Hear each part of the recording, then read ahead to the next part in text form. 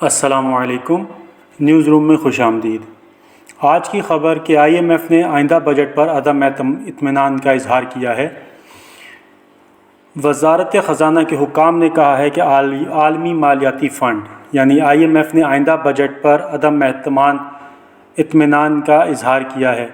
Saint قائمہ committee خزانہ کو بریفنگ دیتے ہوئے وزارت خزانہ کے حکام نے کہا کہ آئی ایم ایف نے federal board of revenue (FBR) tax ہدف پر تحفظات کا اظہار کیا ہے۔ حکام کا کہنا ہے کہ آئی ایم ایف نے FBR ٹیکس وصولیوں کی کوشش ناکافی قرار دی ہیں اور ٹیکس نیٹ بڑھانے کے لیے اقدامات بھی ناکافی قرار دیے ہیں۔ وزارت خزانہ کے حکام نے کہا کہ آئی ایم ایف نے پاکستان کو ٹیکس وصولیاں بڑھانے کے اقدامات کا کہا ہے۔ ذرائع کے مطابق آئی ایم ایف نے مجموعی طور پر بجٹ فریم ورک پر بھی تحفظات کا اظہار کر دیا ہے۔ پاکستان میں international monitoring fund IMF کی نمائندہ ایسٹر پریس کا کہنا ہے کہ بجٹ تجاویز میں ٹیکس نیٹ کو وسیع کرنے کا موقع گنوا دیا گیا ہے۔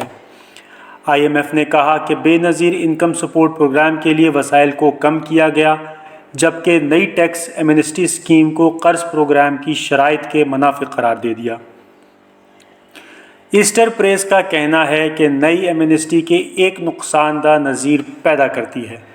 ٹیکس اخراجات میں ایمنسٹی پروگرام کی شرائط حکمرانی کے ایجنڈے کے خلاف ہے۔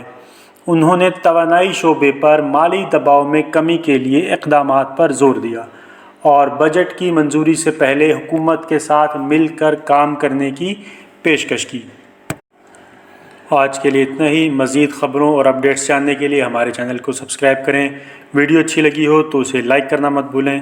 شکریہ۔